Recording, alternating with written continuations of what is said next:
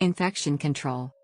Infection control is the discipline concerned with preventing nosocomial or healthcare-associated infection, a practical, rather than academic, subdiscipline of epidemiology. It is an essential, though often under-recognized and under-supported, part of the infrastructure of healthcare. Infection control and hospital epidemiology are akin to public health practice, practiced within the confines of a particular healthcare delivery system rather than directed at society as a whole. Anti-infective agents include antibiotics, antibacterials, antifungals, antivirals and antiprotozoals. Infection control addresses factors related to the spread of infections within the healthcare setting, whether patient to patient, from patients to staff and from staff to patients, or among staff, including prevention, via hand hygiene/hand washing, cleaning/disinfection/sterilization, vaccination, surveillance, monitoring/investigation of demonstrated or suspected spread of infection within a particular healthcare setting, surveillance and outbreak investigation, and management, interruption of outbreaks. It is on this basis that the common title being adopted within healthcare is infection prevention and control. Infection control in healthcare facilities. Aseptic technique is a key component of all invasive medical procedures.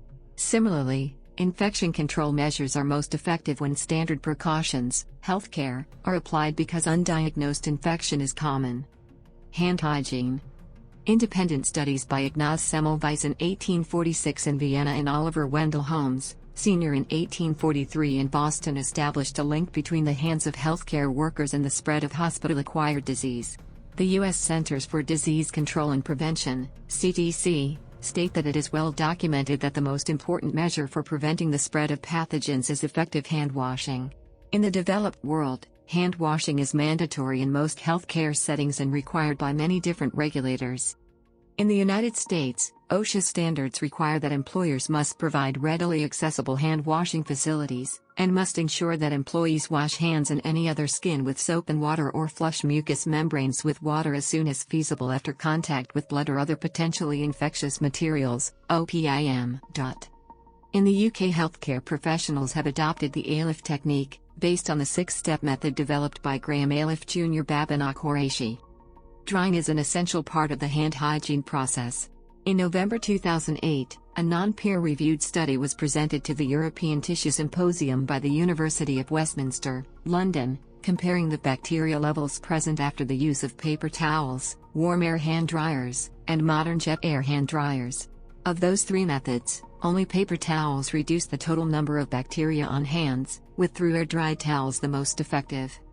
The presenters also carried out tests to establish whether there was the potential for cross-contamination of other washroom users in the washroom environment as a result of each type of drying method. They found that in 2005, in a study conducted by TÜV Product und Umwelt, different hand drying methods were evaluated. The following changes in the bacterial count after drying the hands were observed. Sterilization. Sterilization is a process intended to kill all microorganisms and is the highest level of microbial kill that is possible. Sterilizers may be heat-only, steam, or liquid chemical. Effectiveness of the sterilizer, for example, a steam autoclave, is determined in 3 ways. First, mechanical indicators and gauges on the machine itself indicate proper operation of the machine. Second, heat-sensitive indicators or tape on the sterilizing bags change color, which indicate proper levels of heat or steam. And, third, most importantly, is biological testing, in which a microorganism that is highly heat and chemical resistant, often the bacterial endospore, is selected as the standard challenge. If the process kills this microorganism, the sterilizer is considered to be effective. Sterilization, if performed properly, is an effective way of preventing bacteria from spreading. It should be used for the cleaning of the medical instruments or gloves, and basically any type of medical item that comes into contact with the bloodstream and sterile tissues. There are 4 main ways in which such items can be sterilized: autoclave, by using high-pressure steam; dry heat, in an oven, by using chemical sterilants such as glutaraldehydes or formaldehyde solutions; or by radiation, with the help of physical agents. The first 2 are the most used methods of sterilizations, mainly because of their accessibility and availability. Steam sterilization is one of the most effective types of sterilizations, if done correctly, which is often hard to achieve. Instruments that are used in healthcare facilities are usually sterilized with this method. The general rule in this case is that in order to perform an effective sterilization, the steam must get into contact with all the surfaces that are meant to be disinfected. On the other hand, dry heat sterilization, which is performed with the help of an oven, is also an accessible type of sterilization, although it can only be used to disinfect instruments that are made of metal or glass. The very high temperatures needed to perform sterilization in this way are able to melt the instruments that are not made of glass or metal. Steam sterilization is done at a temperature of 121 C, 250 F, with a pressure of 209 kilopascals, 15 pounds/2. In these conditions, rubber items must be sterilized for 20 minutes, and wrapped items 134 C with pressure of 310 kilopascals for 7 minutes. The time is counted once the temperature that is needed has been reached. Steam sterilization requires 4 conditions in order to be efficient: adequate contact, sufficiently high temperature, correct time and sufficient moisture. Sterilization using steam can also be done at a temperature of 132 C, 270 F, at a double pressure. Dry heat sterilization is performed at 170 C, 340 F, for 1 hour or 2 hours at a temperature of 160 C, 320 F. Dry heat sterilization can also be performed at 121 C, for at least 16 hours. Chemical sterilization, also referred to as cold sterilization, can be used to sterilize instruments that cannot normally be disinfected through the other 2 processes described above. The items sterilized with cold sterilization are usually those that can be damaged by regular sterilization. Commonly, glutaraldehydes and formaldehyde are used in this process, but in different ways. When using the first type of disinfectant, the instruments are soaked in a 2 to 4% solution for at least 10 hours, while a solution of 8% formaldehyde will sterilize the items in 24 hours or more. Chemical sterilization is generally more expensive than steam sterilization, and therefore it is used for instruments that cannot be disinfected otherwise. After the instruments have been soaked in the chemical solutions, they are mandatory to be rinsed with sterile water, which will remove the residues from the disinfectants. This is the reason why needles and syringes are not sterilized in this way, as the residues left by the chemical solution that has been used to disinfect them cannot be washed off with water, and they may interfere with the administered treatment. Although formaldehyde is less expensive than glutaraldehydes, it is also more irritating to the eyes, skin and respiratory tract, and is classified as a potential carcinogen. Other sterilization methods exist, though their efficiency is still controversial. These methods include gas, UV, gas plasma, and chemical sterilization with agents such as peroxyacetic acid or cleaning. Infections can be prevented from occurring in homes as well. In order to reduce their chances to contract an infection, individuals are recommended to maintain a good hygiene by washing their hands after every contact with questionable areas or bodily fluids, and by disposing of garbage at regular intervals to prevent germs from growing. Disinfection. Disinfection uses liquid chemicals on surfaces and at room temperature to kill disease-causing microorganisms. Ultraviolet light has also been used to disinfect the rooms of patients infected with Clostridium difficile after discharge. Disinfection is less effective than sterilization because it does not kill bacterial endospores. Personal protective equipment. Personal protective equipment, PPE, is specialized clothing or equipment worn by a worker for protection against a hazard. The hazard in a healthcare setting is exposure to blood, saliva, or other bodily fluids or aerosols that may carry infectious materials such as hepatitis C, HIV, or other bloodborne or bodily fluid pathogen. PPE prevents contact with a potentially infectious material by creating a physical barrier between the potential infectious material and the healthcare worker. The United States Occupational Safety and Health Administration, OSHA, requires the use of personal protective equipment, PPE, by workers to guard against bloodborne pathogens if there is a reasonably anticipated exposure to blood or other potentially infectious materials. Components of PPE include gloves, gowns, bonnets, shoe covers, face shields, CPR masks, goggles, surgical masks, and respirators. How many components are used and how the components are used is often determined by regulations or the infection control protocol of the facility in question. Many or most of these items are disposable to avoid carrying infectious materials from one patient to another patient and to avoid difficult or costly disinfection. In the U.S., OSHA requires the immediate removal and disinfection or disposal of a worker's PPE prior to leaving the work area where exposure to infectious material took place. The inappropriate use of PPE equipment such as gloves has been linked to an increase in rates of the transmission of infection, and the use of such must be compatible with the other particular hand hygiene agents used. Antimicrobial surfaces. Microorganisms are known to survive on non-antimicrobial and animate touch surfaces, for example, bed rails, over-the-bed trays, call buttons, bathroom hardware, etc., for extended periods of time. This can be especially troublesome in hospital environments where patients with immunodeficiencies are at enhanced risk for contracting nosocomial infections.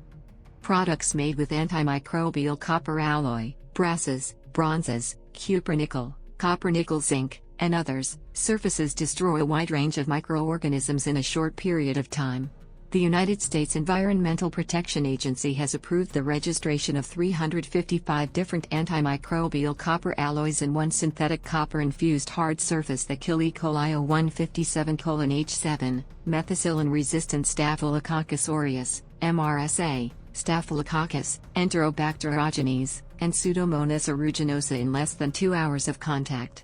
Other investigations have demonstrated the efficacy of antimicrobial copper alloys to destroy Clostridium difficile, influenza A virus, adenovirus, and fungi. As a public hygienic measure in addition to regular cleaning, antimicrobial copper alloys are being installed in healthcare facilities in the UK, Ireland, Japan, Korea, France, Denmark, and Brazil.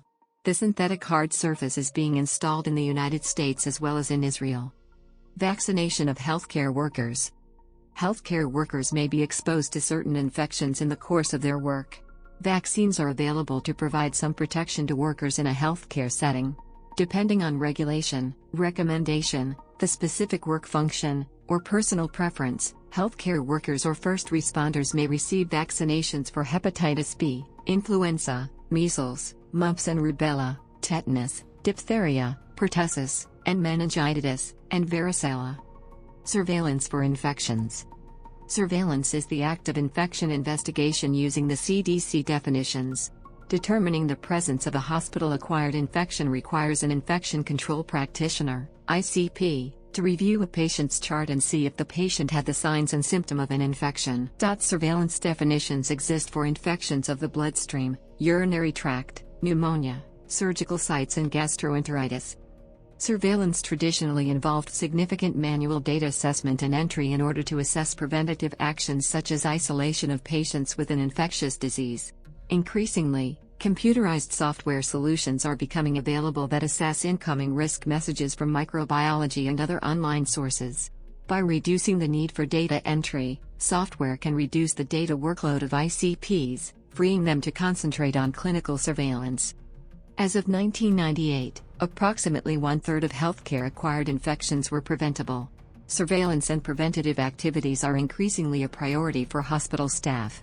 The study on the efficacy of nosocomial infection control, (SENIC) project by the US CDC found in the 1970s that hospitals reduced their nosocomial infection rates by approximately 32% by focusing on surveillance activities and prevention efforts. Isolation and quarantine.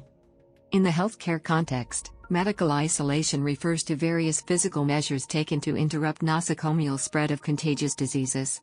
Various forms of isolation exist, and are applied depending on the type of infection and agent involved, to address the likelihood of spread via airborne particles or droplets, by direct skin contact, or via contact with body fluids. In cases where infection is merely suspected, individuals may be quarantined until the incubation period has passed and the disease manifests itself or the person remains healthy. Groups may undergo quarantine, or in the case of communities, a cordon sanitaire may be imposed to prevent infection from spreading beyond the community, or in the case of protective sequestration, into a community. Public health authorities may implement other forms of social distancing, such as school closings, to control an epidemic. Outbreak investigation. When an unusual cluster of illness is noted, infection control teams undertake an investigation to determine whether there is a true outbreak, a pseudo-outbreak, a result of contamination within the diagnostic testing process, or just random fluctuation in the frequency of illness. If a true outbreak is discovered, infection control practitioners try to determine what permitted the outbreak to occur, and to rearrange the conditions to prevent ongoing propagation of the infection. Often, breaches in good practice are responsible, although sometimes other factors, such as construction, may be the source of the problem. Outbreaks investigations have more than a single purpose. These investigations are carried out in order to prevent additional cases in the current outbreak, prevent future outbreaks, learn about a new disease or learn something new about an old disease. Reassuring the public, minimizing the economic and social disruption, as well as teaching epidemiology are some other obvious objectives of outbreak investigations. According to the WHO, outbreak investigations are meant to detect what is causing the outbreak, how the pathogenic agent is transmitted, where it all started from, what is the carrier, what is the population at risk of getting infected, and what are the risk factors. The results of outbreak investigations are always made public in the means of the report, in which the findings are communicated to the authorities, media, scientific community, and so on. These reports are commonly used as pedagogical tools. Training in infection control and healthcare epidemiology. Practitioners can come from several different educational streams. Many begin as nurses, some as medical technologists, particularly in clinical microbiology, and some as physicians, typically infectious disease specialists. Specialized training in infection control and healthcare epidemiology are offered by the professional organizations described below. Physicians who desire to become infection control practitioners often are trained in the context of an infectious disease fellowship. In the United States, Certification Board of Infection Control and Epidemiology is a private company that certifies infection control practitioners based on their educational background and professional experience, in conjunction with testing their knowledge base with standardized exams. The credential awarded is CIC, Certification in Infection Control and Epidemiology. It is recommended that one has 2 years of infection control experience before applying for the exam. Certification must be renewed every 5 years. A course in hospital epidemiology, infection control in the hospital setting, is offered jointly each year by the Centers for Disease Control and Prevention, CDC, and the Society for Healthcare Epidemiology of America. Standardization. Australia. In 2002, the Royal Australian College of General Practitioners published a revised standard for office-based infection control, which covers the sections of managing immunization, sterilization, and disease surveillance. However, the document on the personal hygiene of health workers is only limited to hand hygiene, waste and linen management, which may not be sufficient since some of the pathogens are airborne and could be spread through airflow. Since November 1, 2019, the Australian Commission on Safety and Quality in Healthcare has managed the Hand Hygiene Initiative in Australia, an initiative focused on improving hand hygiene practices to reduce the incidence of healthcare-associated infections. United States. Currently, the federal regulation that describes infection control standards, as related to occupational exposure to potentially infectious blood and other materials, is found at 29 CFR Part 1910.1030 Bloodborne Pathogens. .1030 Bloodborne Pathogens. .1030 Bloodborne Pathogens.